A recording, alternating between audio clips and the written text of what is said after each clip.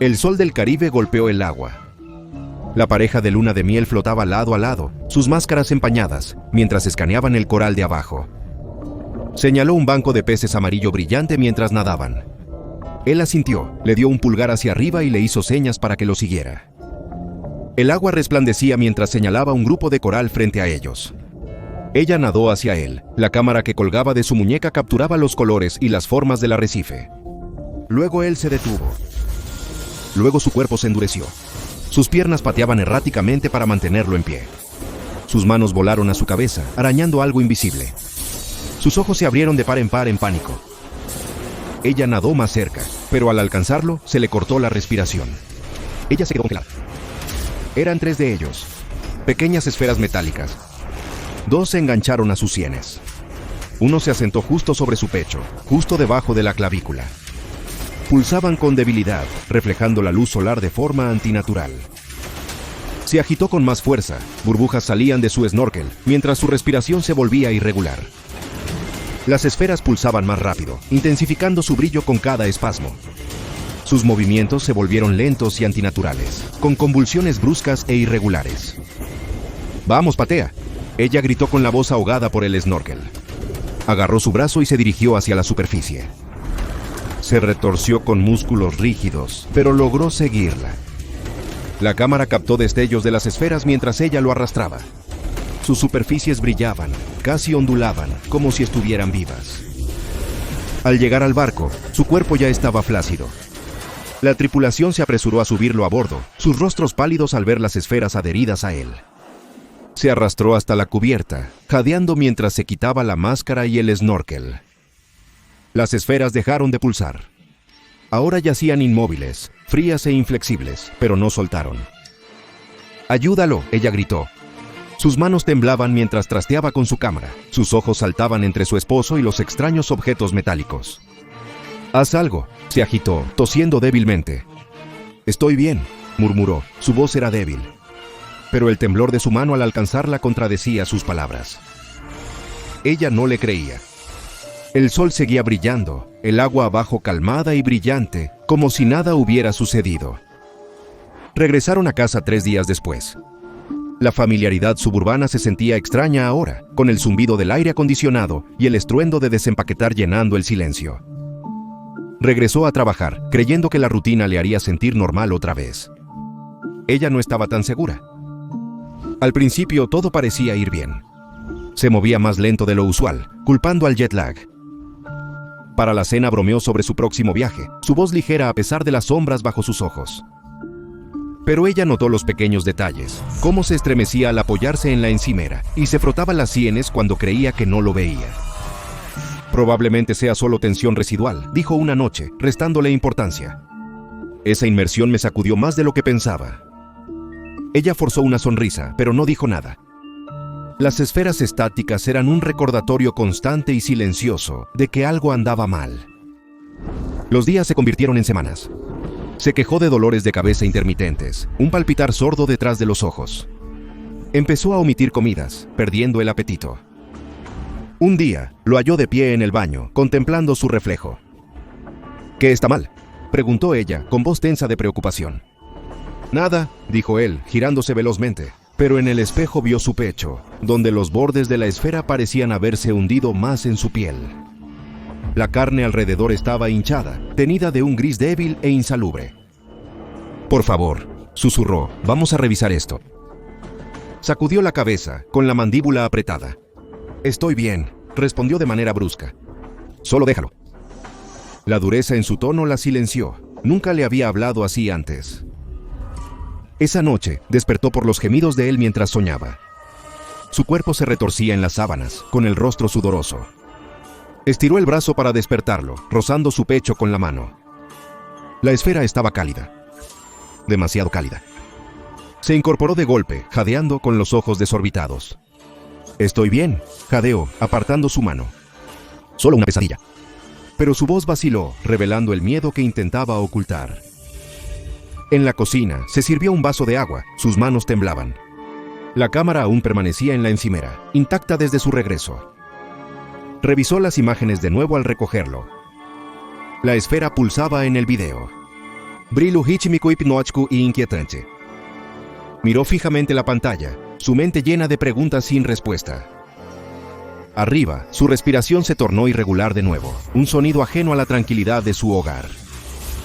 Algo estaba mal y solo estaba empeorando. El baño estaba lleno de vapor, con un suave aroma de lavanda en toda la casa. Preparó un baño, mencionando que quería relajar sus músculos adoloridos. Ella asintió, distraída, ordenando la cocina. El sonido del agua corriendo reconfortaba en el silencio tenso que llenó su casa la última semana. Se sumergió en la bañera, el agua caliente lamiendo su piel. Por un instante, su cuerpo pareció relajarse.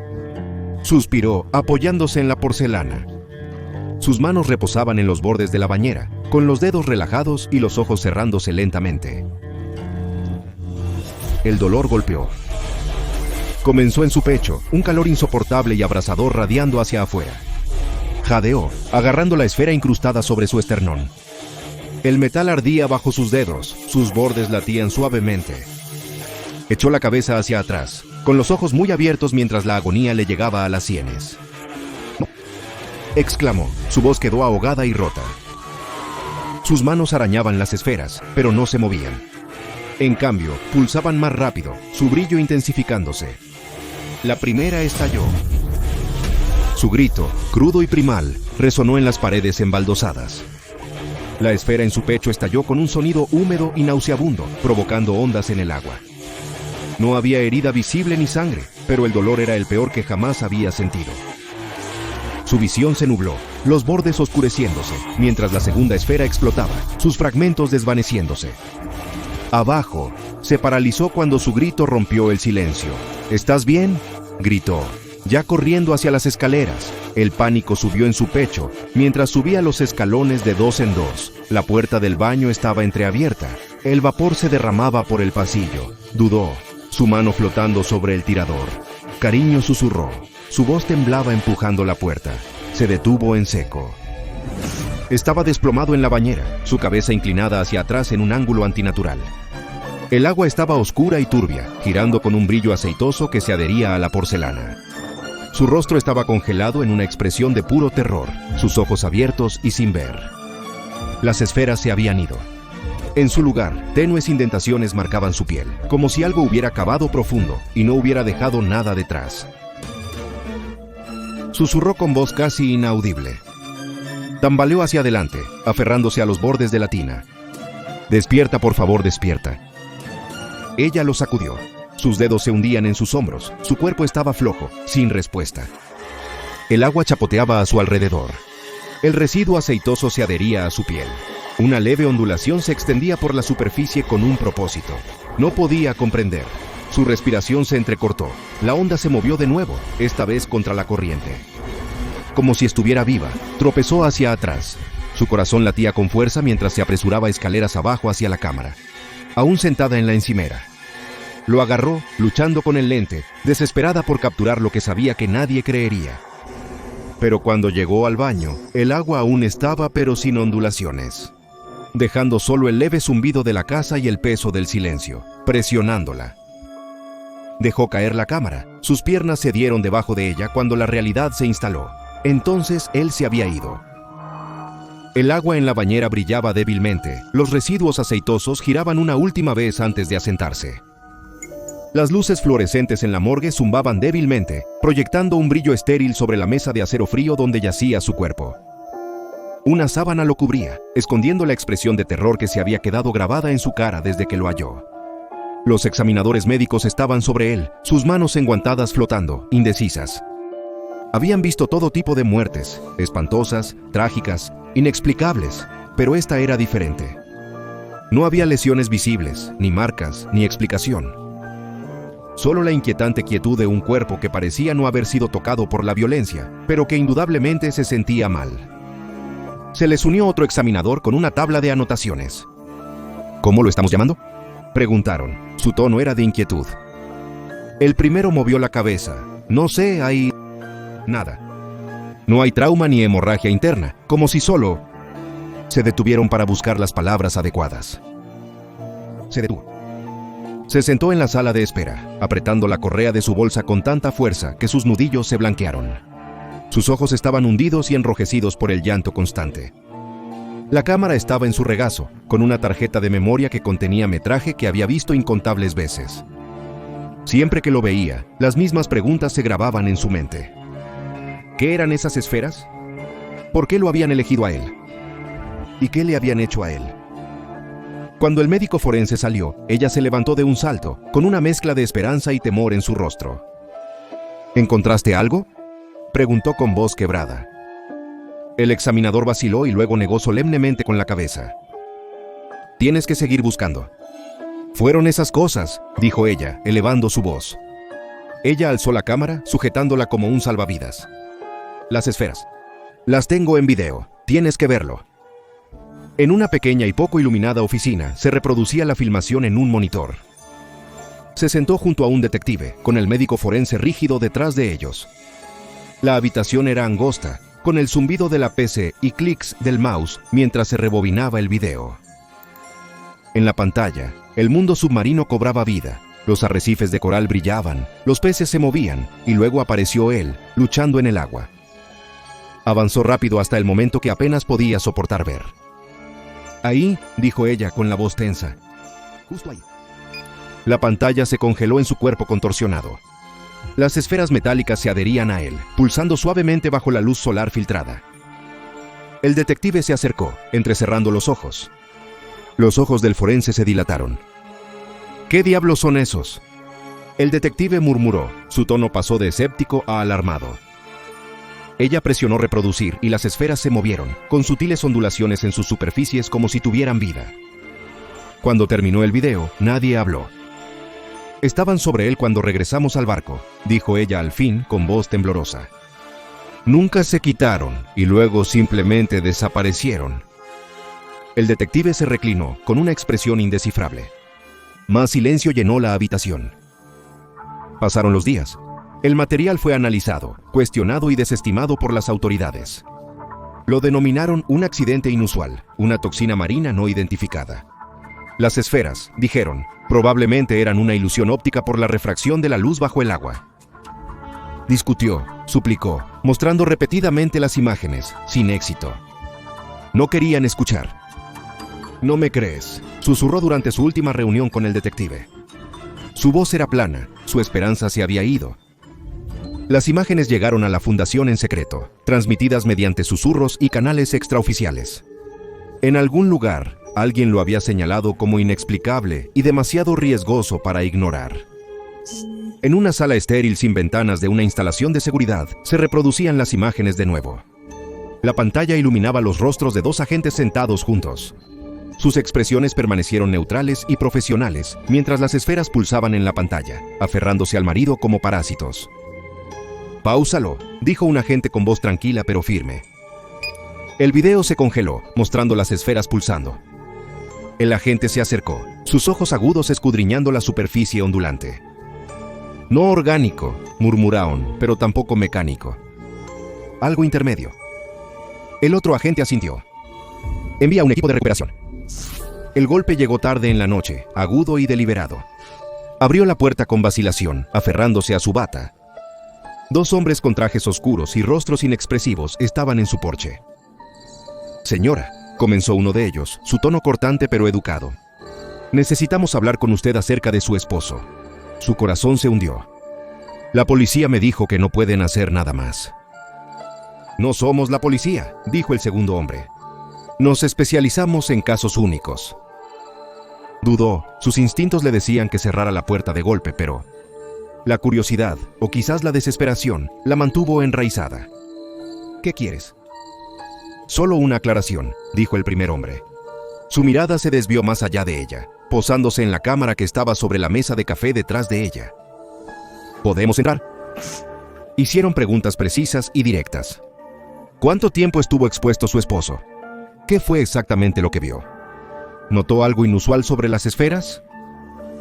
Respondió lo mejor que pudo, aunque los recuerdos se sentían desiguales ahora, como piezas de un rompecabezas que no encajaban del todo. No insistieron cuando dudó, su determinación firme. Uno de ellos hizo un gesto hacia la cámara. Tendremos que tomar eso. El agarre en la correa se apretó. ¿Por qué? Es el procedimiento estándar, respondió el agente con tono paciente pero firme, para asegurar una investigación minuciosa. Quería protestar, exigir respuestas, pero el peso de su agotamiento hizo que la resistencia pareciera inútil. Con manos temblorosas, entregó la cámara. Gracias, dijo el agente. Nos haremos cargo desde aquí. Horas más tarde, ella estaba sentada en la mesa de la cocina, contemplando su té intacto. Sus recuerdos eran borrosos, como un sueño a medias. Los agentes y la cámara se habían ido. Pero no podía recordar con precisión los detalles de su visita. Faltaba algo crucial. Pero al intentar concentrarse, sus pensamientos se desvanecían. Los agentes de la fundación trasladaron eficazmente el cuerpo desde la morgue, en un contenedor sellado y reforzado. La cámara de la esposa fue empacada con él, con su tarjeta de memoria cifrada para análisis. Mientras tanto, en el Caribe, un sumergible de la fundación flotaba sobre el arrecife, sus luces cortando la bruma acuática. Dentro, 2 agentes vigilaban las lecturas, mirando entre las pantallas y las sombras que crecían afuera. «Este es el lugar», dijo uno de ellos, su voz crujiendo por los comunicadores. «Confirmado», respondió el segundo submarino estacionado a unos cientos de metros. «Equipo de buceo, procedan». 2 buzos con trajes reforzados con materiales resistentes a lo anómalo salieron de la nave. Descendían hacia el arrecife con movimientos lentos y cautelosos. Había coral de todos los colores frente a ellos, pero los buzos no estaban aquí por el paisaje. Se enfocaba en los destellos metálicos entre las ramas de coral. Uno de ellos susurró, temeroso de perturbar el agua circundante. Las esferas se mantenían quietas, agrupadas como depredadores acechando. Sus superficies eran suaves y ligeramente iridiscentes, captando y doblando la luz como si estuvieran vivas. El segundo buzo murmuró, su voz apagada, más grande de lo esperado. Un brazo robótico de un equipo de buzos agarró una cápsula de recuperación para aislar y contener objetos peligrosos. Cuando el brazo alcanzó la esfera más cercana, el agua cambió. La esfera se movió ligeramente, como si percibiera su presencia. «Mantén la posición», ordenó el buzo líder con voz tensa. «Confirma que no es agresivo». La esfera permaneció quieta, pero su débil pulsación rítmica se hizo visible, como si estuviera midiendo a los intrusos. Con cuidado, el brazo agarró la esfera y la guió hacia la cápsula. El grupo no reaccionó. Los buzos capturaron 3 especímenes más, uno a la vez. Cada uno fue aislado en su propia cápsula. La tensión en los submarinos no disminuyó hasta que los buzos volvieron a estar a salvo en su interior, y la nave comenzó su ascenso. «Espécimen asegurado», reportó el agente líder, volviendo a la base. Los especímenes llegaron a la instalación de la fundación bajo estricta seguridad. El equipo de investigación se reunió en el laboratorio de contención, con sus herramientas sobre bandejas de acero inoxidable. Cámaras en brazos robóticos se cernían sobre el espécimen, transmitiendo en vivo a la sala de observación. «Comenzaremos con una muestra física», dijo el investigador principal, poniéndose guantes reforzados. «Procedamos con precaución». Un brazo robótico con un bisturí resistente a anomalías se adentró en el tanque. El brazo se movía despacio, acercando el bisturí lentamente a la superficie de la esfera. Cuando la cuchilla tocó la esfera, esta reaccionó. Una violenta vibración emitió una onda energética hacia el exterior. El sonido agudo que siguió fue ensordecedor, atravesando el aire como una sirena. Los investigadores se taparon las orejas, algunos desplomándose, mientras el vidrio de la unidad de contención se agrietaba como una telaraña. «Apáguenlo», gritó el investigador principal, su voz apenas audible por el ruido. La vibración se detuvo tan repentinamente como empezó. La esfera volvió a la calma, su superficie intacta por el bisturí. Los investigadores se levantaron tambaleándose, algunos todavía tapándose los oídos. «Informe de estado», exigió el investigador principal. «El vidrio de contención está comprometido», informó un técnico con voz temblorosa. 60% al menos 5 empleados con daño auditivo. «Termina el experimento», ordenó solemnemente el investigador. «Por ahora hemos terminado aquí». Mientras el equipo evacuaba el laboratorio, las esferas permanecían en sus tanques, silenciosas pero indudablemente conscientes. En la sala de observación, el investigador principal miraba el cristal fracturado en el monitor. No es solo reactivo, murmuraron. Es defensivo y sabe que lo estamos observando. El laboratorio de contención estaba tenso, el aire pesado con anticipación. El vidrio roto del primer incidente fue reemplazado por una aleación más resistente, y cada movimiento en el cuarto parecía intencional. Nadie habló mientras los técnicos trabajaban en silencio, calibrando el equipo para la siguiente fase de las pruebas. Inicie la secuencia de estímulos, indicó el investigador principal. Su voz era firme, aunque sus dedos golpeteaban con nerviosismo la consola.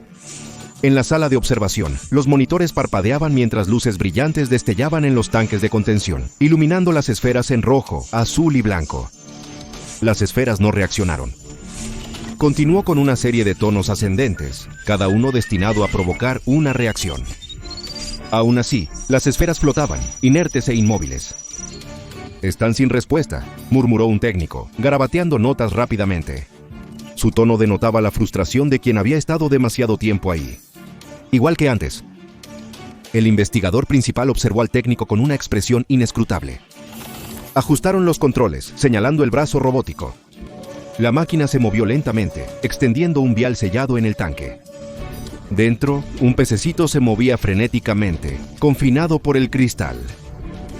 El vial se abrió, liberando al pez en el agua. Nadó unas pocas vueltas inciertas. La luz brillante de la pecera brillaba en sus escamas. Luego se congeló. Las esferas se movían como una. Filamentos salieron de la más cercana, imposiblemente rápido y delicado. Se envolvieron alrededor del pez, inmovilizándolo. El pez convulsionó con violencia, sacudiéndose de formas antinaturales. En cuestión de segundos, quedó quieto. Sus antes vividos colores se apagaron a un gris sin vida. Los técnicos miraron fijamente el monitor, olvidando sus notas. «Lo entrenó», dijeron finalmente, las palabras tranquilas, casi reverentes. El investigador principal se irguió, con los hombros tensos. ¿Terminar las pruebas por hoy? Todos, menos el investigador principal, dejaron el laboratorio. Encorvado sobre una consola, la pantalla iluminaba su rostro con sombras. Su atención se desplazó hacia el tanque. El investigador se levantó, quitándose los guantes. Miraban al tanque. Su expresión era una mezcla de curiosidad y desafío. «Es reactivo», murmuraron a nadie. Sus manos se flexionaron como si estuvieran probando el aire, dudando. «¿Pero por qué?», miró hacia la cámara de seguridad en la esquina. Estaba apagada, una decisión tomada horas antes. Respirando hondo, se acercaron al tanque, quitando la tapa con sumo cuidado. La esfera se mantenía quieta, con una superficie opaca y anodina. La mano del investigador flotaba sobre el agua por un momento. Antes de sumergirla, el líquido frío mordía su piel. Al principio no pasó nada. Luego, con una velocidad aterradora, la esfera cobró vida. Los filamentos se lanzaron, envolviendo su muñeca. Gritaron. Su cuerpo se contorsionó como impactado por una descarga eléctrica. Las alarmas retumbaron, inundando la sala con una luz roja pulsante. El personal de seguridad irrumpió momentos después, con las armas desenfundadas. Vacilaron ante la vista ante ellos. El investigador convulsionando, su cuerpo retorcido en ángulos antinaturales, la esfera pulsando rítmicamente, como si tuviera un latido. «Hagan algo». Un guardia ladró, pero su colega se paralizó, con los ojos fijos en la escena. El investigador colapsó repentinamente. Los filamentos se replegaron, dejando la esfera quieta y en silencio nuevamente. Un médico se apresuró hacia la figura caída, moviéndose con rapidez y eficiencia. Se arrodillaron junto al cuerpo, buscando un pulso. Las consecuencias fueron rápidas y decisivas. Los informes llegaban en masa, y los protocolos se reescribieron rápidamente. Los tanques se mejoraron de nuevo, reforzados con materiales experimentales capaces de resistir sus ráfagas repentinas de energía. El personal no podía acercarse a las unidades de contención sin autorización. La anómala y precaria SCP-371 está clasificada como Euclid, asemejándose a bacteriófagos sobredimensionados con superficies iridiscentes metálicas. SCP-371 muestra una mezcla de características biológicas y anómalas que lo hacen enigmático y mortal. Descubierto en el Caribe, SCP-371 es un depredador que se aferra a organismos anfitriones, incluyendo humanos. Una vez azotado, causa fallos sistémicos sin lesiones visibles, dejando a las víctimas agotadas y sin vida. El mecanismo por el cual SCP SCP-371 logra esto permanece claro, pero parece implicar una integración a nivel molecular con el anfitrión. Los especímenes capturados están en unidades acuáticas que imitan su hábitat natural de agua salada. Las pruebas mostraron que SCP-371 respondía mejor a las presas vivas. Reacciona instantáneamente a la introducción de un pez vivo, drenándolo completamente en cuestión de segundos y dejando los restos desecados. Los intentos de analizar físicamente a SCP-371 han provocado violentas respuestas defensivas, como vibraciones que fracturan el vidrio de contención y sonidos de alta frecuencia que causan pérdida auditiva. Hasta la fecha, SCP-371 permanece en contención, siendo monitoreado de cerca dentro de su entorno acuático. Su clasificación Euclid refleja la naturaleza impredecible de sus reacciones y el potencial de un fracaso catastrófico si las medidas de contención fallan. No se autoriza más pruebas y todo acceso a SCP-371 requiere la aprobación explícita del personal de más alto rango de la Fundación. Y así, SCP-371 permanece pulsando tranquilamente en sus tanques acuáticos reforzados, tramando quién sabe qué en su pequeña mente metálica. La Fundación no sabe si es consciente, rencoroso o simplemente le gustan mucho los peces vivos. Pero una cosa es segura, no va a ir a ningún lado sin una pelea.